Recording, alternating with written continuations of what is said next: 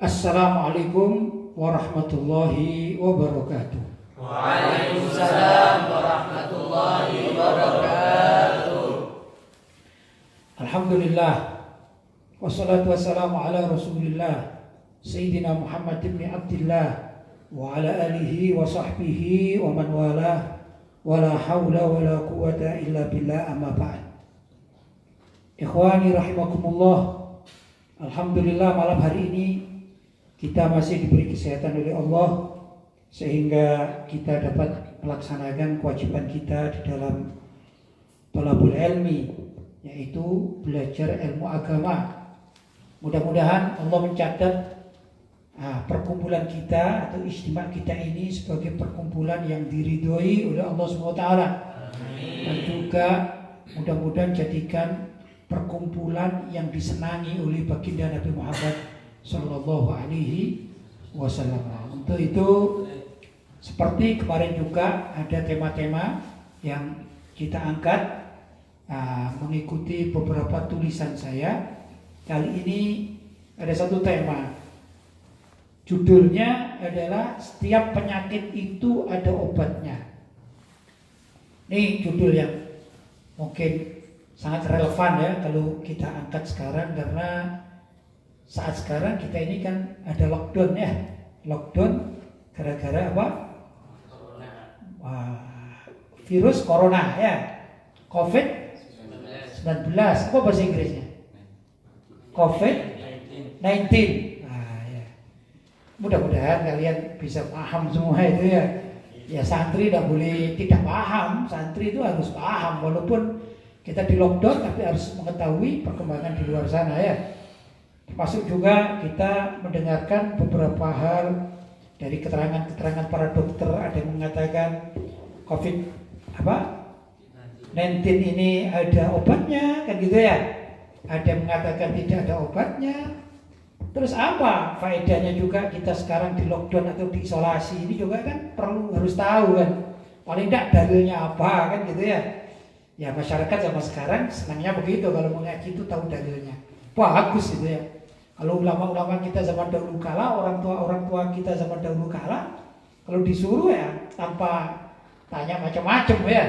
Misalnya tuh disuruh kalian, ada ya kejadian ya di masyarakat kita ini ya.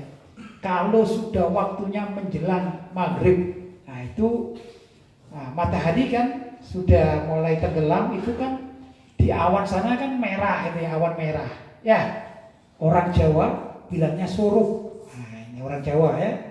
Ini orang Madura saya nggak tahu ini ngerti enggak ya. Ini orang Kalimantan. Nggak tahu bahasa kalian lah. Tapi orang Jawa mengatakan suruh. Ya, suruh itu waktu menjelang apa? Maghrib, mega merah itu. Itu kalau orang zaman dahulu kala itu mengatakan sama anak-anaknya gitu ya. Hei anak-anakku gitu ya. Jangan kalian berada di depan pintu, maksudnya di luar rumah, kan? Rumah terus ada pintunya itu ya, kan ada jalan, misalnya jalan raya atau jalan kampung. Jangan kalian kalau waktunya matahari tenggelam, waktu mega merah itu, jangan kalian berada di luar rumah, di depan pintu. Itu kalau bahasa Jawa dikatakan gini, nanti kalian digondol itu diculik ya oleh wewe gombel gitu ya. Wewe gombel itu gambar orang Jawa.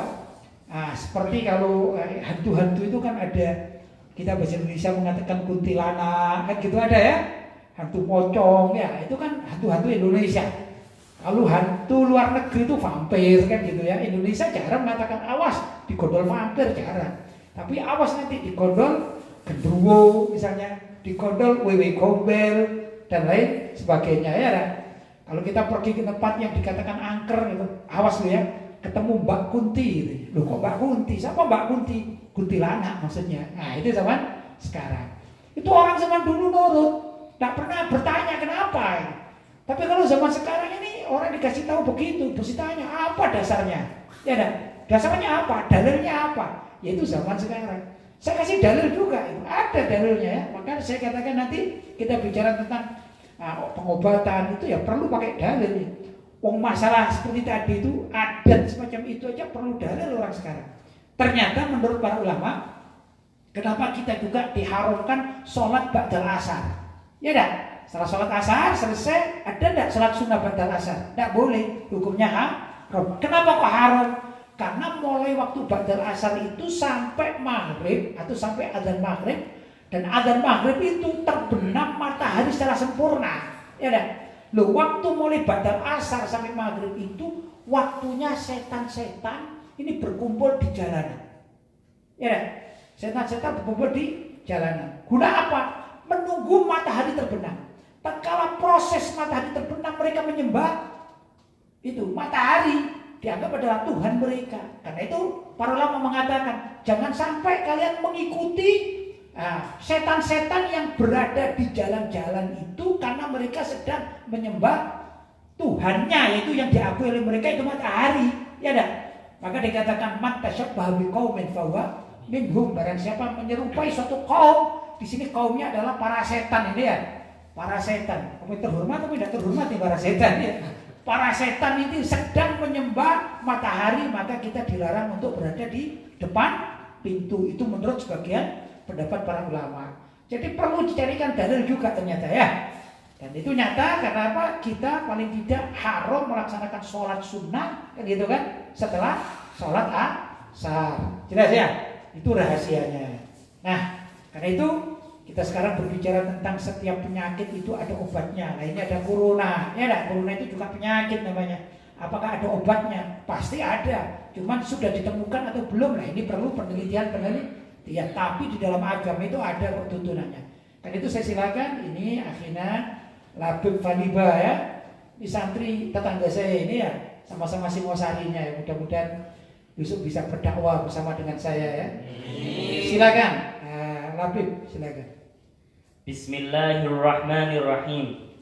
Alhamdulillah, wassalatu wassalamu ala Rasulillah, Sayyidina Muhammad ibn Abdillah, wa ala alihi wa sahbihi wa man walah, wa la hawla wa la quwwata illa billah. Amma ba'd. Setiap penyakit itu ada obatnya. Karya Kiai Haji Lutfi Baswari.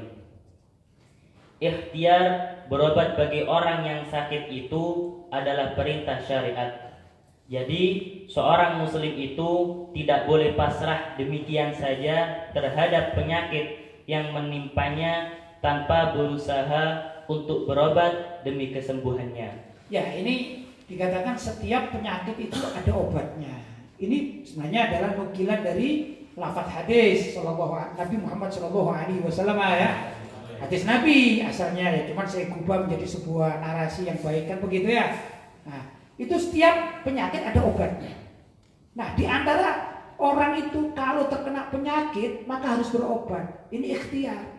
Seperti kita sekarang ini ya, ada wabah maka ada ikhtiar. Jadi ikhtiar itu perintah syariat.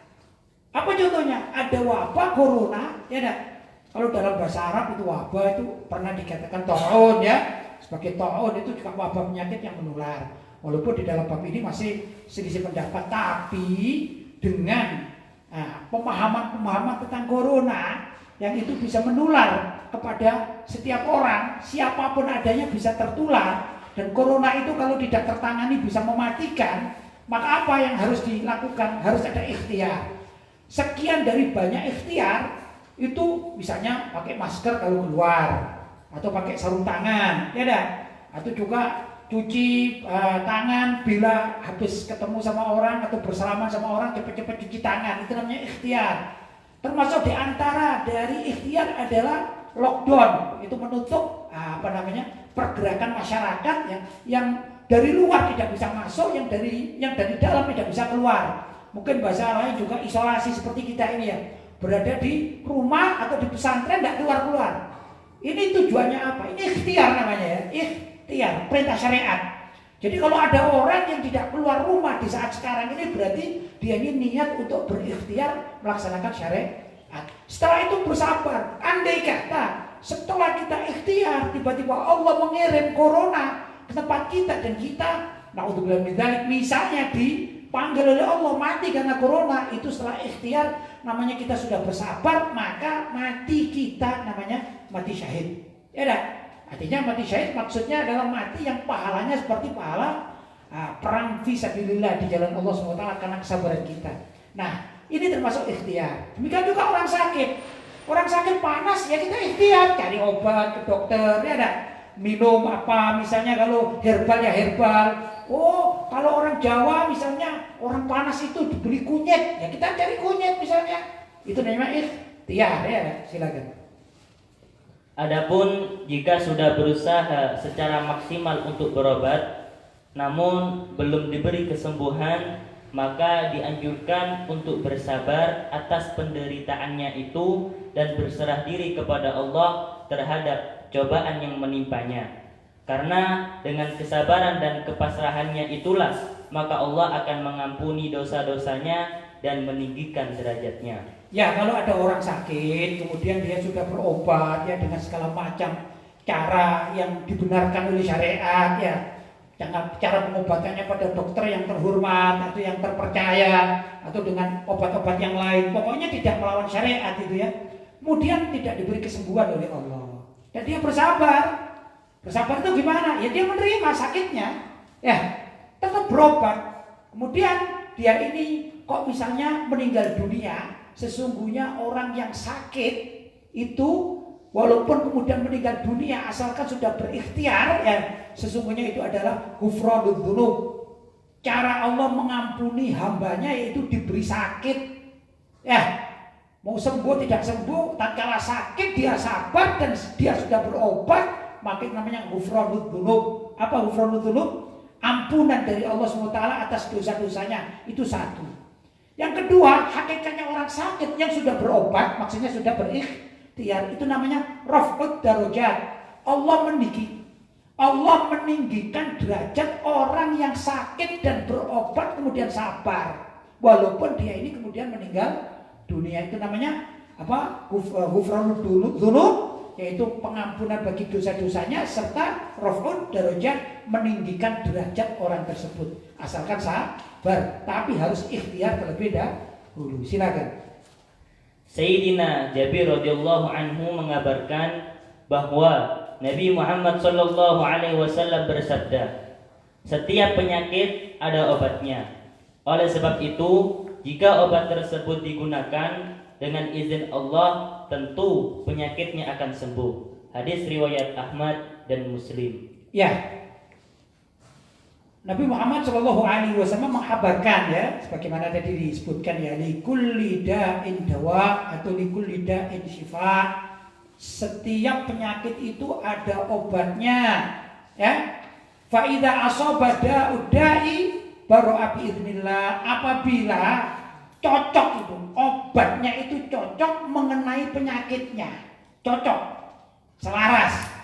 Misalnya begini, ada orang misalnya capek saja, ada orang tangannya capek misalnya, kemudian ada yang memijat dipijat, pas pijatannya itu pas, ya dah, uratnya juga ditemukan pas, itu kan pengobatan, ya.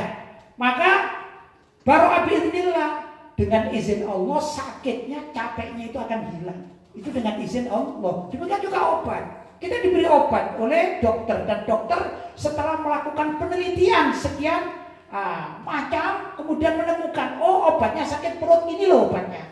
Apabila obat tersebut mengenai tepat sasaran pada penyakitnya, maka biidznillah Allah yang memberikan izin untuk sembuh. Itu kata Nabi Shallallahu Alaihi Wasallam. Karena itu ikhtiar ini penting. Ya dah, tak boleh orang, wah saya sakit ini kan Allah yang membuat saya sakit, ya saya pasrah saja lah biar Allah sendiri nanti yang memberikan kesembuhan. Tidak boleh begitu. Harus mencari obat. Ini namanya ikhtiar. Dan kita yakin yang menyembuhkan itu bukan obatnya, tapi apabila obat itu mengenai sasaran, maka Allah yang akan menyembuhkan orang tersebut. Begitu kurang lebih. Saya gambarkan ya. Kalau ada orang penembak jitu, penembak ini ya, maka ada di sana burung misalnya hinggap, ditembak, dan ini penembak jitu, sudah. Maka secara logika, tatkala ditembak dar begitu kena burung yang hinggap di sana, apa yang terjadi? Burung tersebut akan mati, ya kan? Terkena. Tapi urusan mati tidak mati kan? Urusan Allah. Kadang tertembak dar gitu, mungkin pelurunya ini 3, burungnya kecil, pelurunya 3. Kalau Allah tidak menghendaki mati, maka walaupun kena dia terjatuh dia tidak akan mati.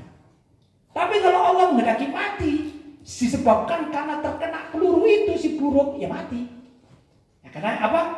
Mati, sembuh dan lain sebagainya biiznillah, dengan izin Allah. Pernah dengar kan atau pernah lihat video kadang-kadang orang tertabrak mobil besar, bus atau lain-lain, logikanya mati.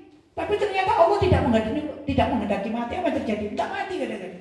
Orang terheran-heran, ini mestinya orang mati, tapi karena Allah belum menghendaki, ya nggak mati.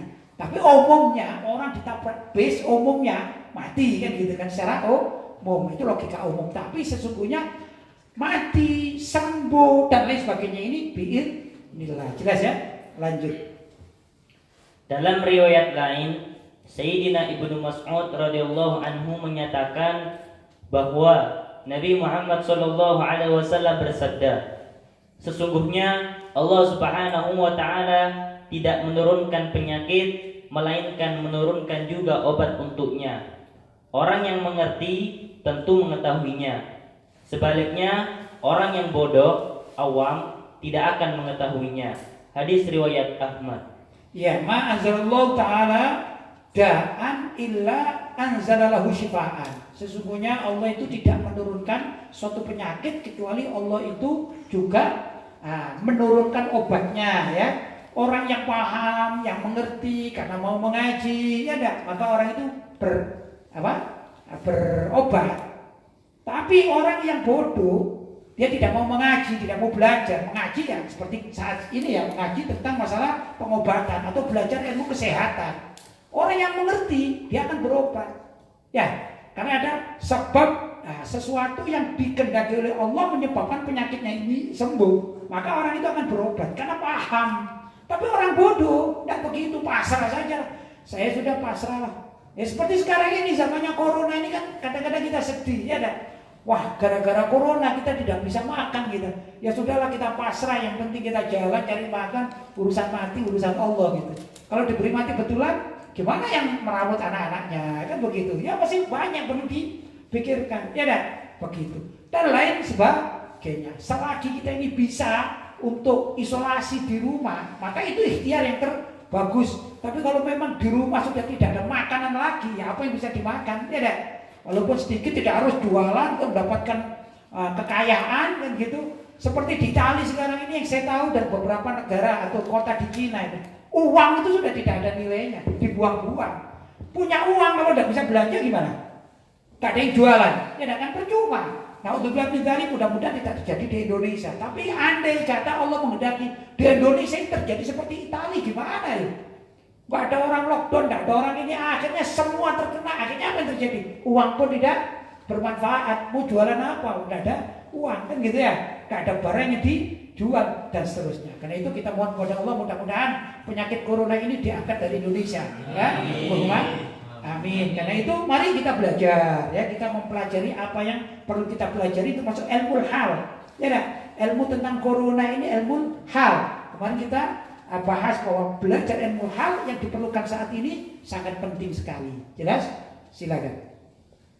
Bagi para pakar kesehatan, tentu info dari Nabi Muhammad SAW ini menjadi tantangan tersendiri sebagai lahan penelitian. Bagaimana seharusnya mereka terus berijtihad tanpa berhenti untuk mencari obat bagi segala macam penyakit. Karena ternyata semua penyakit itu pasti ada obat. Ya, jadi bagi orang yang paham, ilmuwan-ilmuwan, itu tantangan. Karena apa? Setiap Allah menurunkan penyakit pasti ada obatnya.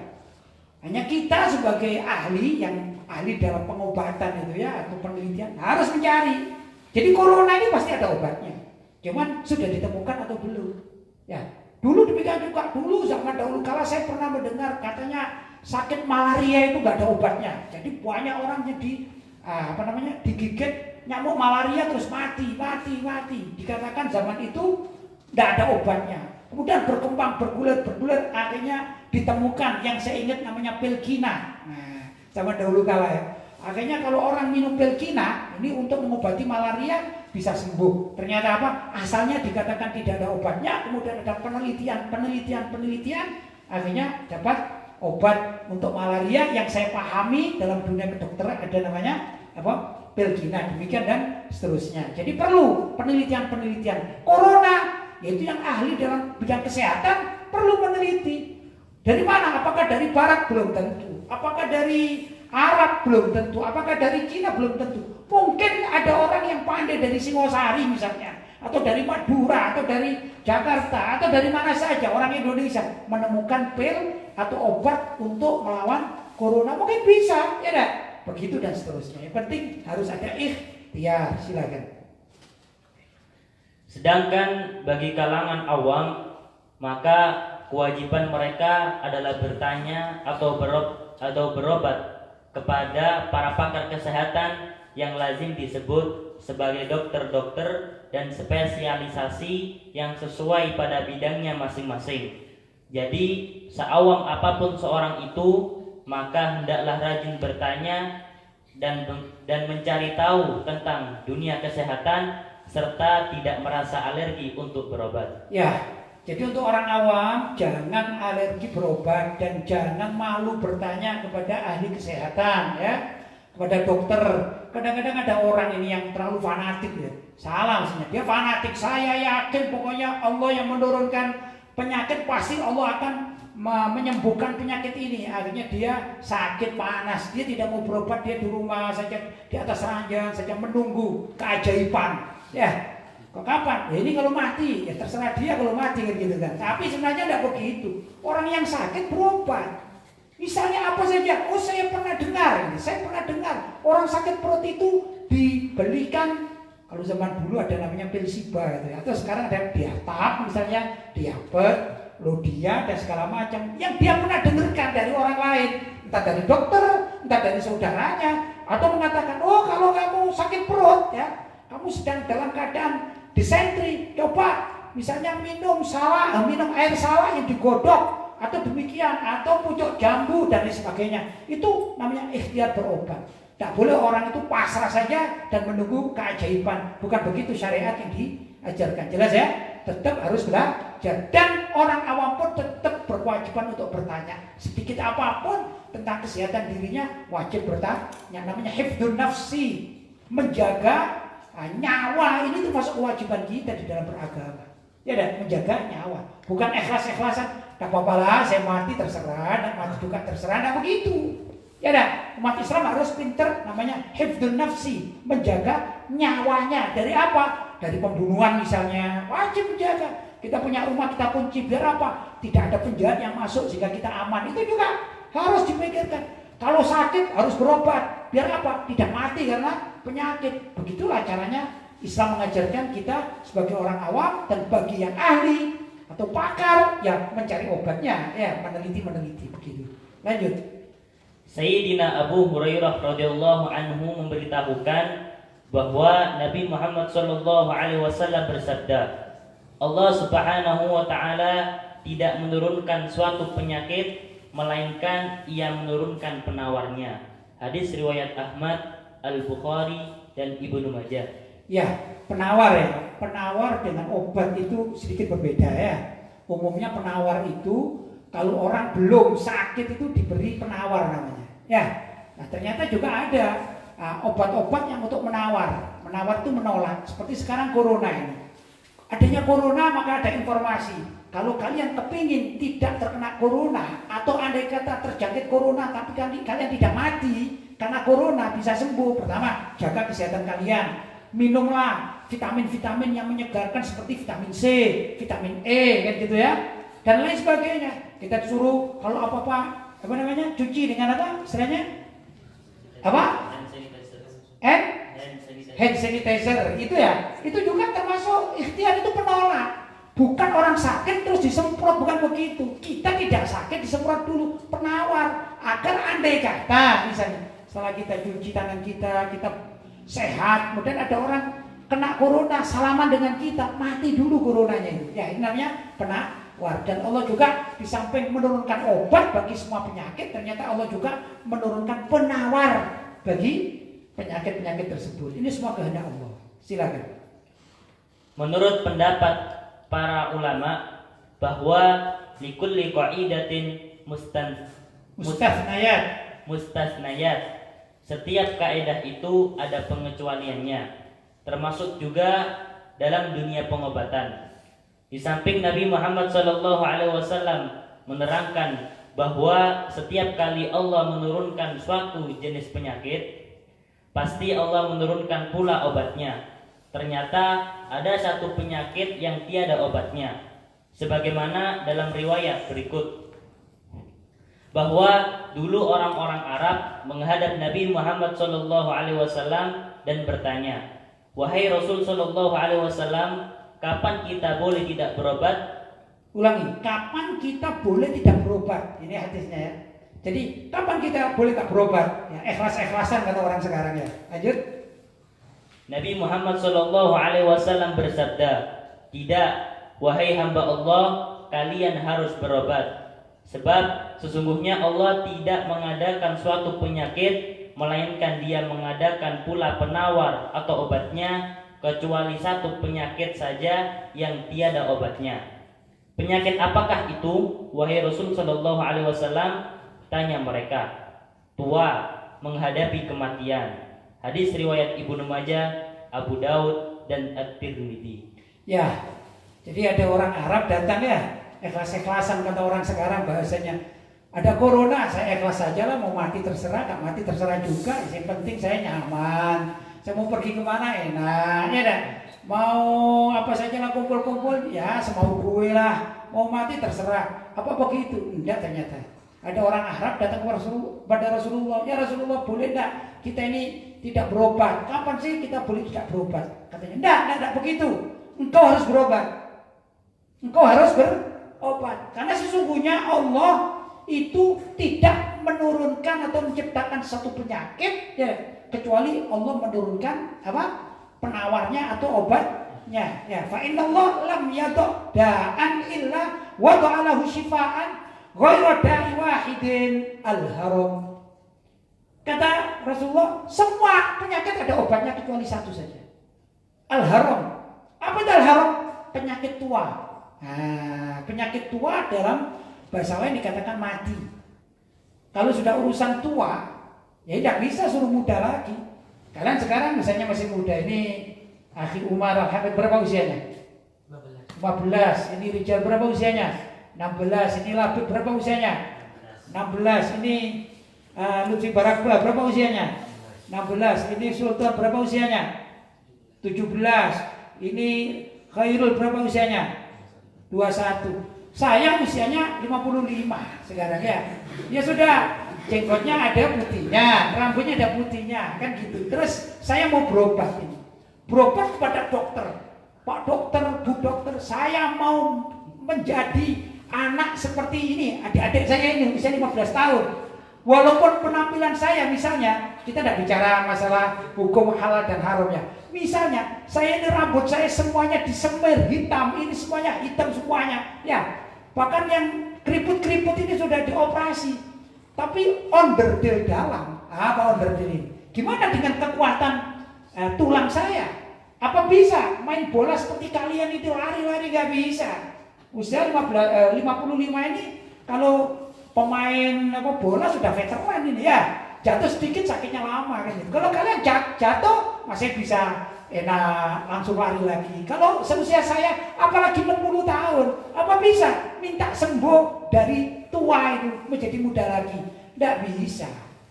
Ya, maka dikatakan ala laita syababa ya'udu yauman fa ukhbirahu bima fa'alal masyibu. Kata orang tua, andai kata masa muda ya, kembali lagi pada diriku. Andai kata aku sekarang seusia kalian ini 15 tahun, fa'ukhbirahu, akan aku beritahu bima fa'alal masyibu, dengan apa yang terjadi di masa tua. Misalnya sekarang kalian malas olahraga, tak kasih tahu, kalian ini belum pernah seperti saya. Dulu saya itu malas olahraga, akhirnya sekarang sakit-sakit. Saya ini sakit boyok, sakit ini, sakit tulang ya. Maka kalian harus mulai sekarang ini menjaga diri kalian. Nah itu katanya demikian. Tapi apakah mungkin syabab itu, masa muda itu kembali? Nggak mungkin. Ya ada, ini namanya illal haram, kecuali masa tua. Atau juga al haram bermakna al maut, kecuali mati. Orang mati nggak ada obatnya. Ya ada, orang mati itu nggak ada obatnya. Ada orang sakit sudah kita bisa keluarga kita. Kebetulan ayahanda Kiai Basari Alawi kan 1 bulan yang lampau lah kurang lebih kan wafat. Itu sebelumnya kita sudah berusaha untuk mengobatkan beliau pada kedokteran dan ini dan segala macam apa yang diperlukan. Tapi kalau sudah dipanggil oleh Allah, ya sudah selesai. Kita tidak bisa memulihkan apa menjadi muda, tak bisa.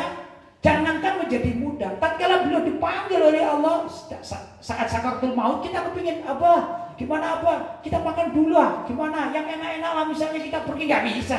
Kalau sudah waktunya dipanggil ya sudah, meninggal ya meninggal. Kita pun bakalan begitu. Ya dah, kalian suatu saat akan tua. Karena itu saya katakan kalau kalian di masa muda ini menghambur-hamburkan waktu tanpa persiapan yang baik, tanpa belajar, tanpa ini, dan mengatakan besok-besok saja kalau sudah tua aku akan belajar, pasti akan menyesal. Ya dah, pasti akan menyesal. Begitu. Seperti saya kan sudah pernah muda kan, saya pernah usia 15 tahun, kalian belum pernah usia 55 tahun. Saya lebih pengalaman daripada kalian, betul? Betul? Nah, karena itu nasihat orang tua di dalam mengisi masa muda itu perlu diperhatikan oleh anak-anak muda, ya. Jadi sekali lagi Allah SWT menurunkan segala macam penyakit, ya, kecuali satu yaitu al-haram. Apa al-haram? Tua atau mati. Ini yang tidak ada obatnya. Adapun yang lain-lain berobat itu juga macam-macam caranya. Ada berobat dengan doa, ada berobat dengan doa. Ya ada macam-macam. Seperti kalau kita sakit, kemudian kita membaca ayat syifa. Misalnya wa idza maritu fahuwa yashfin. Kita rutin membaca ya. Wa idza maritu fahuwa yashfin, wa idza maritu fahuwa yashfin. Itu ulama-ulama yang luar biasa kadang-kadang berobat dengan barokah dari ayat-ayat syifa, ayat syifa. Kemudian ditiupkan di air, ya dah. Kemudian ada air ditiupkan, gitu ya. Kemudian diminumkan. Ini bagaimana? Boleh atau tidak boleh? Boleh. Dan itu salah satu cara berobat. Karena dulu ada sebagian sahabat Nabi diutus oleh Nabi berdakwah ke suatu tempat, ya, di suatu perkampungan. Ternyata di situ perkampungan ini sebelum masuk Islam mereka ada kepala suku, ya. Dan kepala sukunya ini sakit, sudah. Nah, sebut saja ada 5 orang gitu ya, 5 orang sahabat, lebih mudah gambarannya. 5 orang ini kemudian ada satu tempat kok enak itu, wah kita istirahat di sinilah sebelum berdakwah ke kampung, sudah. Akhirnya mereka datang karena orang Islam, sholat. Ya misalnya tempat seperti ini, ruangan kecil, ya mungkin kalau gambaran sekarang itu seperti musola atau posko penjagaan, kan di kampung-kampung kan ada kan ya. Atau kalau di sawah itu ada gubuk kan gitu. Istirahat di sinilah gitu.